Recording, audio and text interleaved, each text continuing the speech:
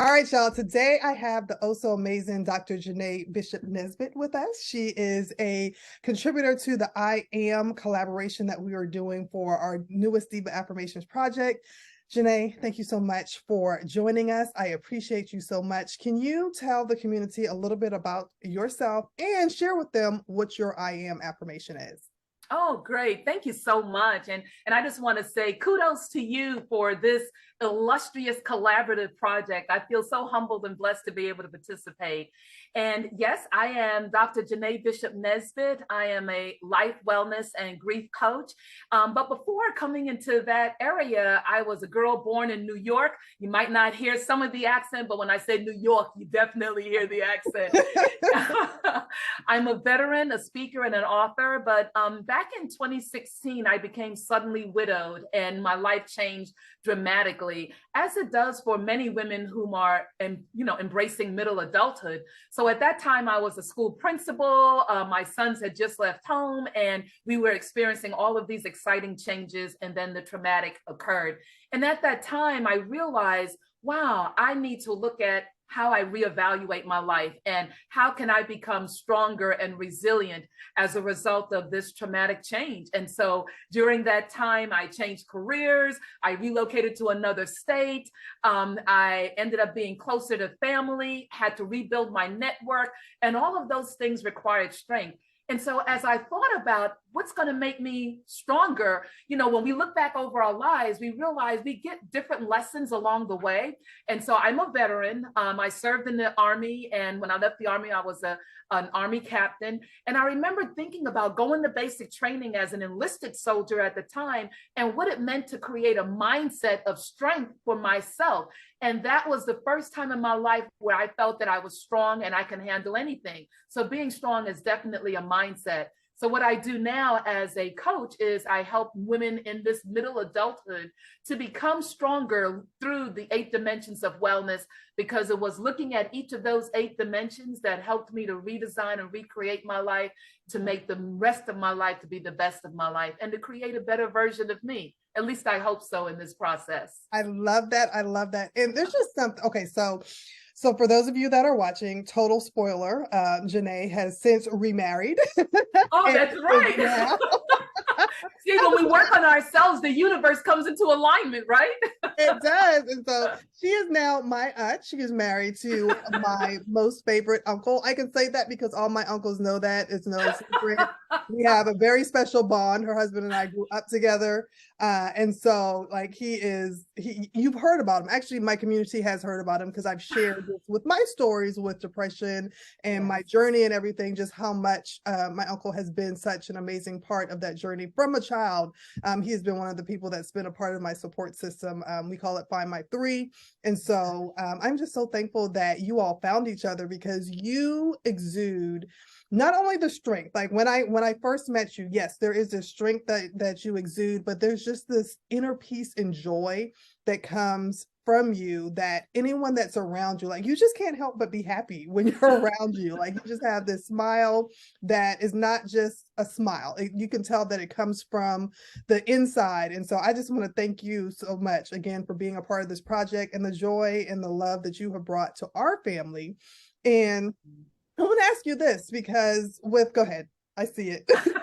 I just want to say love all over.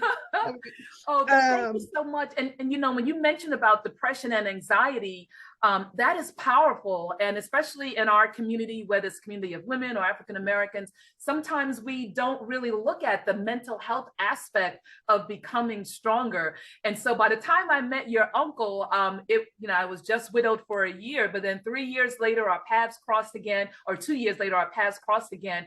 And at that time, I had already sought out help. I had worked on my grief. I had worked on redesigning my life and recreating. And one of the things that I did on a daily basis as a result of some readings that I had embraced was the power of affirmations. You have hit an amazing gold mine that's going to help to change lives. And so, yes, my husband is Vernon Jerome Nesbit. He is absolutely amazing. And he has brought such peace and joy, and most of all, love into my life. And his family is just wonderful. And of course, you already know that looking at Michelle. I appreciate you. But I'm glad that you touched on that with affirmations because I first tapped into affirmations. So true story, like I really wasn't into affirmations to get started because the affirmations that we were introduced to in the beginning were like these like way out there, like I am greater than the entire universe and I exude joy and happiness. And let's be honest, when you are feeling grief, when you're depressed, when you are just like at the lowest of the low, those words don't mean nothing. Like they sound good, but if you're not really in a place to where you can accept them, then it's really hard to embrace them. So while I was going through my journey, I was introduced to affirmations, and it was done so in a way where it's like, you need to say what you need to feel in this moment. Don't worry if it feels good. Don't worry if it sounds good. Like I had some days where my affirmations were, I am going to make it through today. Amen. That's right. And I didn't realize that that could be an affirmation because that's not something that we were taught. But essentially, it's just saying the affirming words, the positive words that you need in that moment to help you get to the next moment so that you can continue to grow and become the best part of yourself. And so, can you talk a little bit, just because you touched on how you use that throughout your grief journey? Can you talk a little bit of how you incorporated affirmations in a daily way? Oh, wow. Well, thank you. And thank you for being so transparent as well. You know, a few years ago, I read a book by Ron Elrod called Miracle Morning. And what was so impactful to me was that he identified life savers, and savers was an acronym for a morning routine that one would go through. And I had needed that in order to provide balance and structure to my life. And many of the readings talk about affirmations, like you just said, is more than just saying, I am. You know, it's what are the actions you're putting towards that I am for the day. So for me, at my most weakened state, you know, my life was going through major changes and transformations. I did not expect that at that stage in my life, I would be, quote unquote, starting over again. But we don't really ever really start over. You know, we're just taking a new path and we have to adjust. So for me, becoming strong was multifaceted. And so when I came across the research from the National Wellness Institute and also from the Substance Abuse and Mental Health Services Administration, they focused on how can people live the most fulfilling life and be as resourceful as possible. And that does not necessarily mean that being strong meant that you're the richest person, or that strong meant that you're the most mentally balanced person.